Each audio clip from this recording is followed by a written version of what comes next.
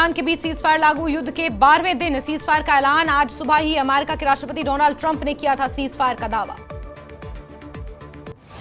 America की तरफ से सीजफायर के ऐलान के बाद भी सुबह ईरान पर इजराइल के कई हमले। तल अवीव पर मिसाइलों से किया अटैक। इजराइल के बीरशेवा में 13 लोगों की मौत, कई लोग लापता। ऑपरेशन सिंधु के तहत ईरान से 290 भारतीय और एक श्रीलंकाई नागरिक स्वदेश लौटे। ईरान से अब तक 2003 भारतीयों की हुई स्वदेश वापसी। युद्ध के बीच इजराइल की उप विदेश मंत्री शेरिन हस्केल ने न्यूज 18 से की खास बातचीत। कहा, ईरान सिर्फ इजराइल के लिए खतरा नहीं बल्कि पूरी मानवता का दुश्मन। शेरिन हस्केल ने ईरान के परमाणु कार्यक्रम पर भी उठाए सवाल। ईरान ने इजराइल के बीरशेवा में बैलिस्टिक मिसाइल से हमला किया। बीरशेवा शहर पर बैलिस्टिक मिसाइल अटैक कैमरे में हुआ कैद। हमले के बाद जोरदार हुआ धमाका। इजराइल के बीरशेवा में ईरान का मिसाइल से अटैक। बीरशेवा में 13 लोगों की मौत की खबर, कई लोग जख्मी। ईरान के हमलों में इजराइल में तबाही। बीरशेवा शहर में कई इमारतें तबाह, वाहनों को भी नुकसान। ईरान का मिसाइल अटैक कैमरे में कैद। साउथ इजराइल के शहर बीरशेवा में दागी गई मिसाइलें। तेज रफ्तार के साथ बीरशेवा में गिरी बैलिस्टिक मिसाइल्स। बीरशेवा में ईरान ने ताबड़तोड़ हमले किए, कई इमारतों को नुकसान पहुंचा। हमले के बाद शुरू हुआ रेस्क्यू ऑपरेशन। मलबे में कई लोगों के दबे होने की आशंका। इजराइल के बीरशेवा शहर पर ईरान के हमले में भारी नुकसान, कई इमारतों को पहुंची क्षति। बीरशेवा से आई कई तस्वीरें सामने। डोनाल्ड ट्रंप के सीजफायर के ऐलान के बावजूद इजराइल मीडिया ने सीजफायर उल्लंघन का दावा किया। उत्तर और दक्षिण मिसाइल में हमले के अलर्ट सुने गए। इजराइल पर ईरान ने 6 ताबड़तोड़ हमले किए। युद्ध के 12वें दिन भी मिसाइल अटैक। इजराइल के आसमान में देखी गई कई मिसाइलें। अमेरिकी राष्ट्रपति डोनाल्ड ट्रंप ने दावा किया कि इजराइल और ईरान दोनों एक साथ मेरे पास आए और दोनों ने कहा शांति। ट्रंप ने साथ ही कहा, विश्व और मध्य पूर्व शांति से सच्चे विजेता। अमेरिकी एयरबेस पर हमले के बाद ईरान की नेशनल सिक्योरिटी का बयान। कहा, हमने हिसाब किया बराबर, जितने बम अमेरिका ने गिराए उतनी मिसाइलें हमने मारी। ईरान की जवाबी कार्रवाई के बीच ट्रंप ने की बड़ी बैठक। अमेरिका के रक्षा मंत्री और सेनाओं के प्रमुखों के साथ हुई मीटिंग। अमेरिकी एयरबेस पर हमले के बाद कतर की ईरान को बड़ी धमकी। कहा, ईरान को गंभीर नतीजे भुगतने होंगे। हालांकि ईरान के मिसाइल हमले में कोई नुकसान नहीं होने का दावा। कतर में ईरान के हमले पर इजराइल का बड़ा बयान। इजराइल ईरान पूरी दुनिया के लिए खतरा। इजराइल ने कहा, कतर में यूएस एयरबेस पर हमला सबके लिए खतरा। कतर में यूएस सैन्य अड्डे पर हमले से ईरान में खुशी। तेहरान में सड़कों पर जश्न मनाते दिखे लोग। कतर में ईरान के हमले के बाद कई देशों ने अपने एयर स्पेस बंद किए। कतर के बाद यूएई और बहरीन ने भी अपना एयर स्पेस किया था बंद।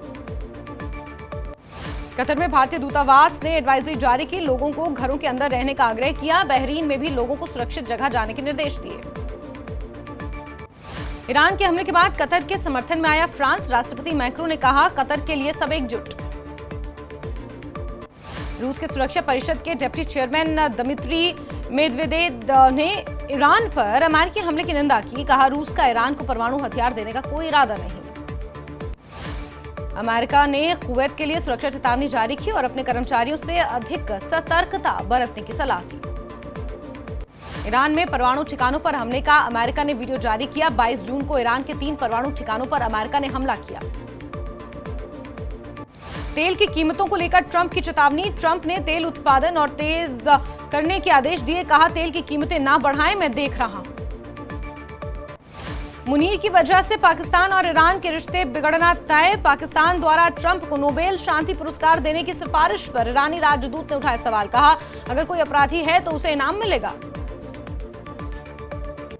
ईरान इजराइल जंग पर पुतिन का बड़ा बयान। पुतिन ने कहा कि दुनिया बेहद खतरनाक मोड़ की ओर बढ़ रही है। उन्होंने कहा, ईरानी लोगों को मदद करने को तैयार है रूस। हॉर्मूज की खाड़ी में बढ़ा तनाव। ईरान की धमकी के बाद कई सुपर टैंकरों ने यू टर्न लिया। ईरान ने हॉर्मूज स्ट्रेट को बंद करने की धमकी दी है। मॉस्को में पुतिन और ईरान के विदेश मंत्री की मुलाकात। राची ने पुतिन को खुमैनी का पत्र दिया। पुतिन ने कहा कि हम ईरान की मदद करेंगे। ईरान की फोर्दो न्यूक्लियर साइट पर फिर बड़ा हमला। आईडीएफ ने फोर्दो न्यूक्लियर साइट पर बम बरसाए। फोर्दो न्यूक्लियर साइट को बड़ा नुकसान का दावा। ब्रिटेन के प्रधानमंत्री कीयर कीर स्टारमर ने जॉर्डन और ओमान के नेताओं से बातचीत की। ब्रिटेन के प्रधानमंत्री कीर स्टारमर ने ईरान को फिर से बातचीत की टेबल पर लौटने की सलाह दी। इजरायल के अशदोद शहर में ईरान की मिसाइल हमले के बाद हजारों मकानों की बिजली गुल। इजरायल के ऊर्जा मंत्री के मुताबिक ईरान के मिसाइल हमले के बाद वहां के 8,000 से ज्यादा मकानों में अंधेरा छा गया। जंग के बीच ईरान ने संयुक्त राष्ट्र की संस्था IAEA को लेकर बड़ा ऐलान किया। ईरान ने अंतर्राष्ट्रीय परमाणु ऊर्जा एजेंसी के साथ सभी सहयोग निलंबित किए। ईरान इजरायल युद्ध पर यूनाइटेड नेशंस महासचिव एंटोनियो गुटेरेस ने जताया दुख, कहा एक और तबाही के दौर को सहन नहीं कर सकेंगे। ईरान के परमाणु केंद्रों पर हमले की यूएन में निंदा। रूस और चीन ने अमेरिका के हमले की निंदा की और कहा ईरान पर अमेरिका का हमला युद्ध भड़काने वाला। ईरान इजरायल तनाव को लेकर भारतीय विमान सेवा पर भी असर। यात्रियों से एयरपोर्ट आने से पहले उड़ान की स्थिति की जानकारी लेने के निर्देश। ईरान से जारी जंग के बीच इजरायल में स्कूल और ऑफिस बंद, लोगों को एक जगह इकट्ठा नहीं होने के निर्देश। पुंछ में कई जगहों पर सर्च ऑपरेशन। सेना, पुलिस और सीआरपीएफ की टीम तलाश में जुटी। इलाके को संदिग्धों के देखे जाने के बाद सर्च ऑपरेशन। ईरान से निकाले गए जम्मू कश्मीर के फैज ने कहा वापस भारत आके बहुत अच्छा लग रहा है, हमें खुशी है कि अब हम घर लौट रहे हैं। राजौरी के चटियार चिंगस रोड पर टेम्पो और टाटा मोबाइल में टक्कर, हादसे में 2 की मौत, 9 जख्मी। इसी ताशी ने संस्कार के विभिन्न गांवों का दौरा किया। कैंपस और एसडीपी योजनाओं के तहत चल रहे विकास कार्यों की समीक्षा की। इसी पंचोंग ताशी ने कराशा में फोचांग निर्माण कार्य की समीक्षा की। दलाई लामा की यात्रा से पहले कार्य जल्द पूरा करने के निर्देश दिए। ईसी ताशी ने जोंगखुल गोम्पा के लिए भिक्षुओं द्वारा निर्मित संपर्क मार्ग का उद्घाटन किया। व्यय वहन के अनुरोध पर सकारात्मक आश्वासन दिया। जम्मू पुलिस ने गंग्याल गोलीबारी केस के 2 मुख्य फरार आरोपियों को गिरफ्तार किया। हरनीत सिंह उर्फ हनी और रमनदीप सिंह को गिरफ्तार किया। 6 जून को हुई गोलीबारी में शामिल सभी 6 आरोपियों की गिरफ्तारी पूरी। जम्मू पुलिस का हाउ एंड क्राई नोटिस और LOC लाया असर। उपराज्यपाल मनोज सिन्हा ने कहा सरकारी पदों पर भी भारतीय सुनिश्चित की गई है। सरकारी नौकरियां ट्रांसपेरेंसी और मेरिट के आधार पर दी जा रही हैं। पहलगाम हमले में कोर्ट ने परवेज और बशीर अहमद को 5 दिन की रिमांड पर भेजा। अगली सुनवाई 27 जून को। अपनी पार्टी के प्रमुख सईद अल्ताफ बुखारी ने बीजेपी पर निशाना साधा। कहा 370 हटाने के बाद बीजेपी ने जम्मू कश्मीर के लोगों से किए वादे को पूरा नहीं किया। नेशनल कॉन्फ्रेंस के अध्यक्ष डॉक्टर फारूक अब्दुल्ला ने महिला अधिकार आयोग के गठन को लेकर घोषणा की। हसनैन मसूदी की अध्यक्षता में महिला अधिकार आयोग समिति बनाई गई। कांग्रेस सांसद इमरान मसूद और नेता काजी निजामुद्दीन ने विदेश सचिव से मुलाकात की। इमरान मसूद ने बताया हमने विदेश मंत्रालय में लिस्ट सौंपी और ज्ञापन दिया। कैबिनेट मंत्री सकीना आयतू ने कहा आरक्षण समीक्षा समिति का गठन जनता की चिंताओं को हल करने के लिए है। गुलमर्ग में स्वास्थ्य और समाज कल्याण मंत्री सकीना आयतू ने कई निर्माण कार्यों का उद्घाटन किया। साथ ही टंगमठ डिग्री कॉलेज में समारोह में शामिल हुई। जेएमसी आयुक्त ने व्यवस्थाओं की समीक्षा की। अमरनाथ यात्रा के लिए तीर्थयात्रियों की व्यवस्थाओं की समीक्षा की।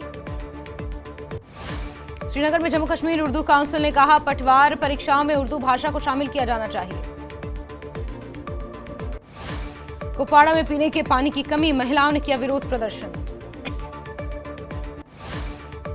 श्रीनगर में अमरनाथ यात्रा को लेकर माउंटेन रेस्क्यू टीमें रवाना। NDRF, SDRF, JKP, CRPF, BSF की टीमें हिमालय ट्रैक पर तैनात होंगी। बांडीपोरा के शादीपुरा सोनावारी में पानी की कमी से खेतों में सिंचाई के काम में हो रही परेशानी। जम्मू कोर्ट में पेश किए गए पहलगाम हमले के आरोपी, दोनों आरोपियों पर आतंकियों की मदद का आरोप। रविवार को गिरफ्तार हुए थे आरोपी बशीर और परवेज अहमद। 5 दिन की रिमांड पर भेजे गए दोनों आरोपी। इल्तिजा मुफ्ती ने ओआईसी की चुप्पी और ईरान पर हमले पर भारत की निष्क्रियता को लेकर चिंता जताई। पहलगाम हमले में गिरफ्तारियों का स्वागत किया। जम्मू में युवा राजपूत सभा के कार्यकर्ताओं का जोरदार प्रदर्शन। तवी पुल किया जाम, उर्दू को अनिवार्यता देने पर उठाए सवाल। जम्मू कश्मीर और लद्दाख पेंशनर्स यूनाइटेड फ्रंट भी उतरा सड़कों पर, सरकार पर अनदेखी का लगाया आरोप। सीआरपीएफ की 180वीं और 130वीं बटालियन ने